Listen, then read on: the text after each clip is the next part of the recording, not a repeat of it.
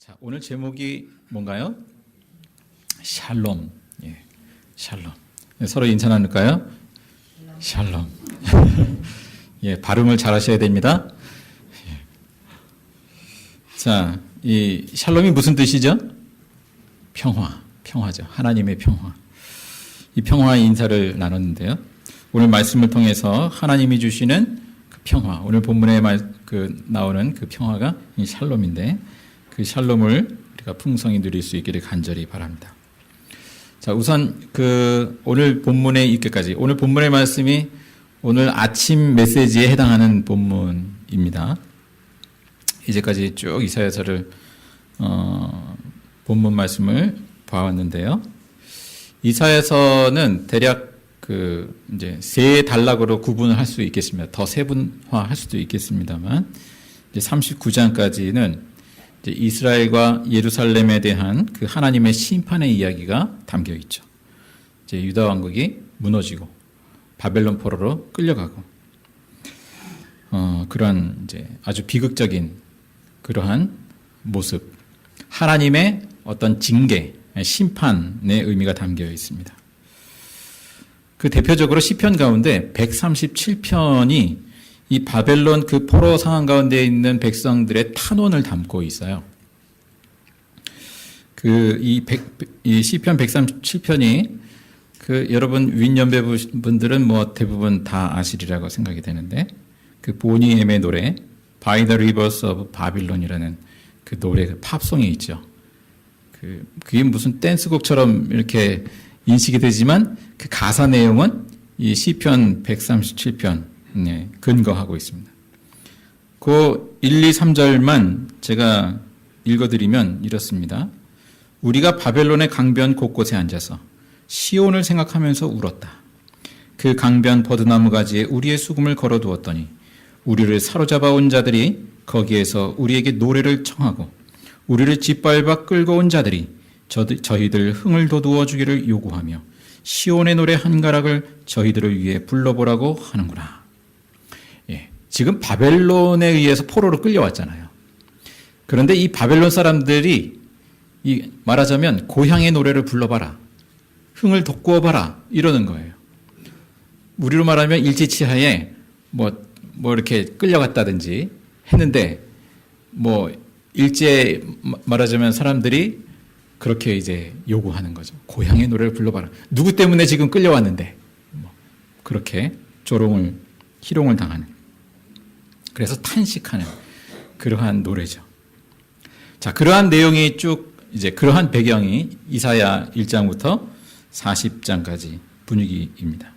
근데 이제 그 이후에는 분위기가 바뀌게 되죠. 한 예언자를 통해서 하나님의 위로가 선포됩니다. 이제 하나님이 자기 백성을 되돌아오게 하실 것이다. 회복시켜 주실 것이다. 바벨론 포로 생활에서 해방시켜 주신다라는 것입니다. 근데 그 해방이 뜻밖에도 누구를 통해서 이루어집니까? 그 페르시아, 바벨론에 이은 그 페르시아, 고레스 왕에 의해서 이제 그 바벨론 제국의 시대는 지나가게 되고, 그리고 칙령을 내립니다. 이제 그 포로된 이스라엘 백성들이 귀환할 수 있도록, 그리고 예루살렘 성전과 또 예루살렘 성읍을 다시 재건할 수 있도록, 그리고 칙령을 반포하죠. 자, 그리고 오늘 이제 본문에 보시면 56장, 오늘 57장인데요. 56장부터 그 분위기는 대체로 이제 바벨론에서 돌아온 후의 상황을 보여준다라고 여겨지는데요. 자, 특히 오늘 본문의 말씀을 보면 하나님이 이제 바벨론 포로 상황에서 그러했듯이 죄악에 대하여서 심판하시지만 그 심판 자체가 하나님의 목적은 아니라는 것을 보여주죠. 오늘 말씀에 하나님은 겸손한 사람과 함께 하시는 분, 그래서 용기를 북돋아 주시고, 그리고 회개하는 사람들의 그 상한 마음을 아물게 해주시는 분이다 라는 것이죠. 자, 뿐만 아니라 하나님께서는 단지 회개하는 사람들에게 평화를 주시는 분이기 이전에 아직 돌이키지 않았음에도 불구하고 그렇게 고쳐주시고자 하고 평화를 주시고자 하는 분으로 그렇게 소개하고 있습니다. 17절, 18절의 내용을 보시면 그런 내용이 담겨 있죠. 17절에는 사람의 탐욕스러운 죄 때문에 내가 노하여 그들을 쳤고 내가 노하여 나의 얼굴을 가렸다. 그래도 그들은 끝내 나를 거역하고 제 마음에 내키는 길로 가버렸다. 하나님의 징계 가운데에서 그 이스라엘 백성들은 정신 차리지 못한 것이죠. 자, 사람의 소망이 어떠한지 내가 보아서 다 알고 있다. 그 이스라엘의 길을 예의주시해서 보고 있었고 알고 계셨다라는 것이죠. 그러나 그들이 아직 돌이키지 않았으나 나는 그들을 고쳐주겠다. 그들을 인도하여 주며 도와주겠다. 슬퍼하는 사람들을 위로하여 주겠다. 말씀합니다. 자, 죄에 대한 하나님의 진노에도 불구하고 이스라엘은 계속해서 자신의 길로 행했지만 하나님은 그들을 다시금 붙드시고 고쳐주시고 평화를 주기로 결정하십니다. 19절의 내용이죠. 이제 내가 말로 평화를 창조한다. 이 말은 다시 말하면 그 입술의 열매라고 예전 성경에 기록되어 있습니다. 예전엔 탄식이 있었다면 이제는 그 입술에 찬양이, 그 감사가 나오게 하리라. 먼 곳에 있는 사람, 본문의 맥락에서는 포로지에 있는 사람들이죠. 그리고 가까운 곳에 있는 사람 그 모두에게 이 평화를 주리라는 말씀. 내가 너를 고쳐줄 것이다. 말씀합니다. 자, 반면에 악인들은 어떻습니까? 평화가 없습니다. 이어지는 말씀이 이들은 하나님께서 평화를 주시지만 그것을 거절하는 사람들, 회개하지 않는 사람들. 자, 그 내면이 어떤가요? 성난 바다에 비유합니다. 쉬지 못하고 더러운 것을 솟아올릴 뿐입니다. 자, 하나님은 모두에게 그 평화를 주시고자 하지만 악을 고집하는 사람은 고침받지 않습니다. 자, 본문에서 우리에게 주시는 메시지를 우리가 곰곰이 생각해 보고자 합니다. 우선 하나님께서는 우리를 고치시고 평화를 주시는 분이구나 라는 것이죠. 자, 그럼 어떻게 평화를 주시는가? 자, 유대인들의 입장에서는 굉장히 뜻밖이고 또 어찌 보면 탐탁치 않은 방법이지만 하나님께서는 페르시아의 고레스 왕을 통해서 바벨론 포로로부터 해방되게 하시고 그렇게 평화를 누리게 하시죠. 저는 이 이사야 말씀을 이제 쭉 봐오면서 그런 마음을 품습니다. 그런 기도를 합니다. 이 고레스를 통해서, 이 고레스가 무슨 하나님의 무슨 신실한 사람이냐, 그렇지는 않아요. 그런데 이 고레스를 통해서 이스라엘을 해방하는 그 도구로 사용하시죠. 마치 그러한 것처럼 하나님께서는 미국의 트럼프를 통해서 그와 같은 일을 하실 수 있겠다. 우리 남북 간의 평화, 이 한반도의 평화를 위해서 그와 같은 일을 하나님이 하실 수 있겠구나. 이 트럼프 대통령의 그 캐릭터가 좀 독특한 것 같아요. 그러나 하나님이 하시고자 하시면 능히 일을 이루실 수 있으리라. 그렇게 믿습니다. 자, 그런데요, 이 고레스 왕이라든지 혹은 트럼프 대통령이든지 어떤 외적인 평화의 체제를 가져올 수는 있지만 그렇다고 해서 모든 숙제가 끝난 것은 아니죠. 내부적인 문제가 평화의 걸림돌이 있습니다.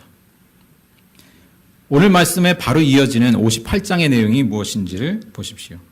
지도자들을 비롯해서 백성들이 하나님의 백성답게 공의롭지 못했습니다. 그래서 단적으로 금식에 대해서 얘기하는데 너희가 금식하는 것이 누구를 위한 것이냐? 자기를 위한 종교 행위일 뿐이다라는 것이죠. 그들이 어떤 종교적인 규칙을 지키고 금식도 행하고 했지만 그것이 누구를 위한 것이냐라는 것입니다. 그래서 이렇게 권면합니다. 촉구합니다. 6절에서 8절 말씀만 읽겠습니다. 58장 6절에서 8절의 말씀입니다. 시작. 내가 기뻐하는 금식은 부당한 결박을 풀어주는 것, 멍에의 줄을 끌어주는 것, 압제받는 사람을 놓아주는 것, 모든 멍에를 꺾어버리는 것, 바로 이런 것들이 아니냐. 또한 굶주린 사람에게 너의 먹거리를 나누어 주는 것, 떠도는 불쌍한 사람을 집에 맞아들이는 것이 아니겠느냐. 헐벗은 사람을 보았을 때 그에게 옷을 입혀주는 것, 너의 곤욕을 피하여 숨지 않는 것이 아니겠느냐. 그리하면 내 빛이 새벽 햇살처럼 비칠 것이며 내 상처가 빨리 나을 것이다. 내 의를 드러내실 분이 내 앞에 가실 것이며 주님의 영광이 내 뒤에서 호위할 것이다. 예. 자, 바벨론 포로 상황에서 돌아왔다고는 하지만 여전히 혼돈 상황입니다. 어지럽습니다. 그러한 가운데에서 너희가 공의를 행하라. 하나님의 공의를 행하라. 자기를 위한 금식, 그것을 넘어서서 타인을 위하여서, 도움이 필요한 이들을 위하여서 금식하라. 그러한 맥락이죠.